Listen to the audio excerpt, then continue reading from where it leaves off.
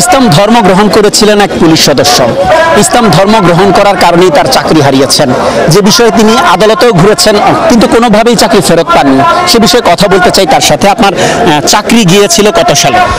2012-তে 11-তে আমার নামে বিভাগীয় মামলা রুজু হয়। 12 সালে আমাকে ডিপার্টমেন্ট থেকে ডিসচার্জ করা হয়, আর কি ডিপার্টমেন্ট থেকে চাকরিচ্যুত করা হয়। আপনি চাকরিতে জয়েন দিয়েছেন কত সালে? 2002 সালের 30 এপ্রিল। ইসলাম ধর্ম গ্রহণ করেছেন কত সালে? ইসলাম গ্রহণ করেছি 8 সালে। জি। শুধু কি আপনি নিজে একাই ধর্ম গ্রহণ করে ইসলাম ধর্ম গ্রহণ করেছেন নাকি পরিবারের সবাই? না, আমি শুধু একাই ইসলাম গ্রহণ করেছি। আপনার কি সমস্যা হয়েছিল? ইসলাম গ্রহণ করার পূর্বে আমি বিবাহিত ছিলাম। তো আমার পরিবার নিয়ে ইসলাম গ্রহণ করার কথা আমরা আলোচনা করেই সিদ্ধান্ত নেই। পরবর্তীতে সে তার পরিবারের কুপরামর্শে ইসলাম ধর্ম গ্রহণ করতে রাজি হয় না। পরবর্তীতে সে চলে গিয়ে আমাকে বলে যে আমার সঙ্গে আর সংসার করবে না আমি যদি স্বধর্মে ফিরে না যাই। এই অবস্থায় দীর্ঘদিন আমি চাকরিও করি, সুনামের সহিত চাকরি করেছি। আমার জীবনে আমি কোনো পানিশমেন্ট পাইনি, পানিশমেন্ট নিতে হয়নি। আমাকে কোনো পানিশমেন্ট ডিপার্টমেন্ট আমাকে দিতে পারেনি, বরং আমাকে পুরস্কৃত করেছে। এমন অনেক আমার ডিপার্টমেন্ট সার্ভিস বইতে লিপিবদ্ধ আছে। আসলে যখন ইসলাম গ্রহণ করলাম ওরা চলে গেল। পরবর্তীতে ওরা বাড়িতে গিয়ে বিভিন্ন রকমভাবে আত্মীয় স্বজন দিয়ে চাপ প্রয়োগ করতে শুরু করলো আমি যেন স্বধর্মে ফিরে যাই।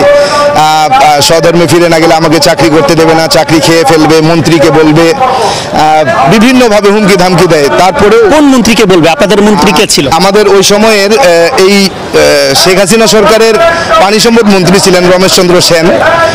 উনি দুঃসম্পর্কের আমার ওয়াইফের মামা ছিলেন। তো যেহেতু তাদের আত্মীয়, সেই সূত্রে তাদের একটা প্রভাব ছিল যে আমাকে চাকরি থেকে তারা সরাতে পারবে।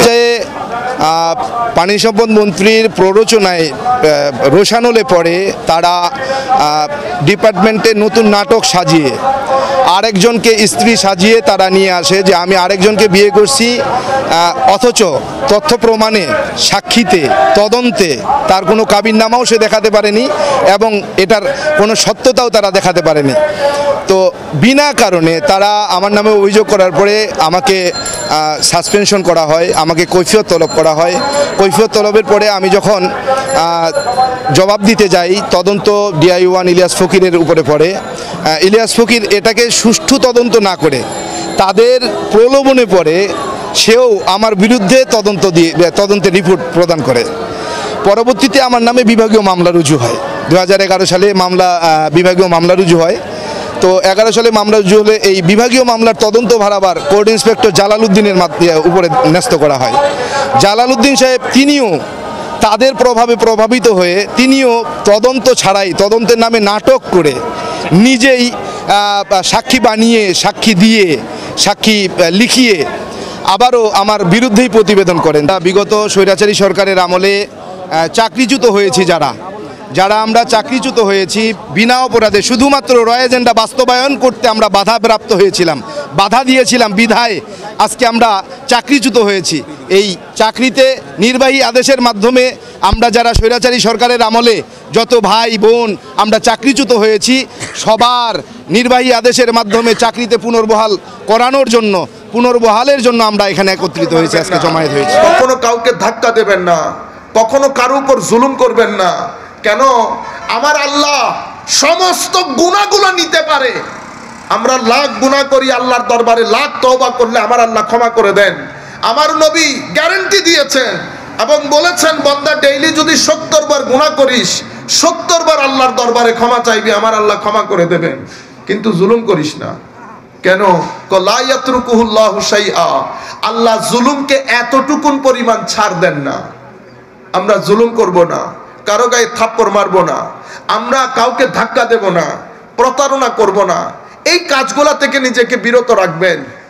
আর কখনো কারো মেয়েকে, কারো বোনকে আপনার অরাজকতার কারণে যদি মনে করেন স্কুল বন্ধ হয়ে গেছে, কোচিং সেন্টারে যেতে পারতেছেন না, হায় হায় হায়, এই কাজ করিয়েন না। কেন? আল্লাহ, জীবন অনেক সংক্ষেপ আমাদের।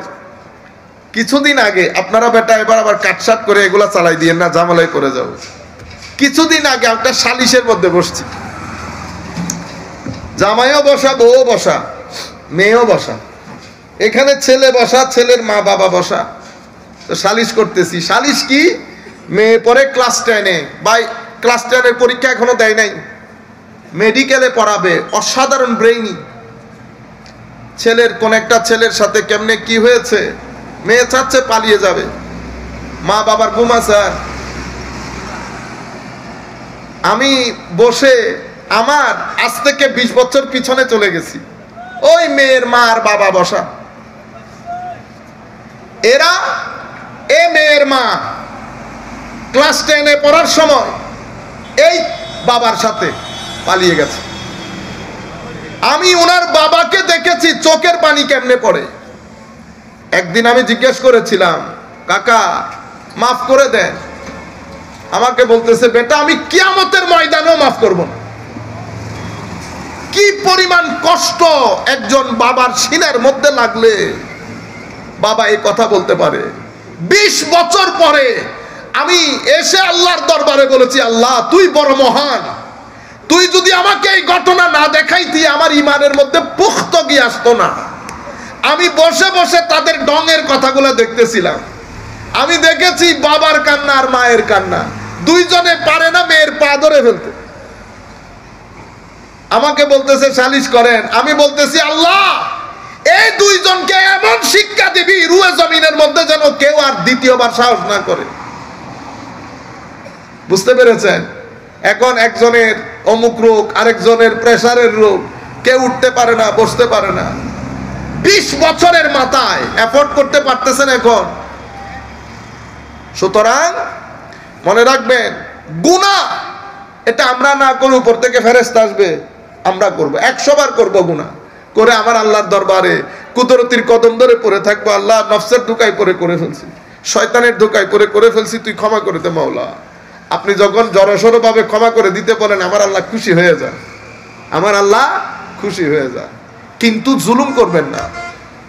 প্রতারণা করা, জুলুম করা, কাউকে ঠকানো, কাউকে থাপ্পড় দেওয়া, যেই ব্যক্তি অন্যের গায়ে হাত তুলেছে 10 দিন গণবেন, শুধু দিন দিন, কিছুদিনের মধ্যে। আর কিছু আছে না রাস্তাঘাটের মধ্যে আমাদের ছেলেরা এমনে এমনে করে, এমনে এমনে করে, হ্যাঁ আসেন আসেন, ও ভাই 5 বছর 6 বছর, এই আপনি এ লাঠি বর দিয়ে হুজুর একটু দোয়া করে, আমার শরীর চলতেছে না, এই আপনি বলবেন। কারণ এটা আমার আল্লাহর ধরতি, আল্লাহর একটা সুন্নত আছে, নিয়ম নীতি আছে। আপনি আল্লাহর নিয়ম নীতির বাদে কাজ করবেন, আপনি কবরে পড়ে দুনিয়ার আগুনে না পুরানো পর্যন্ত কবরে ঢুকতে পারবেন না।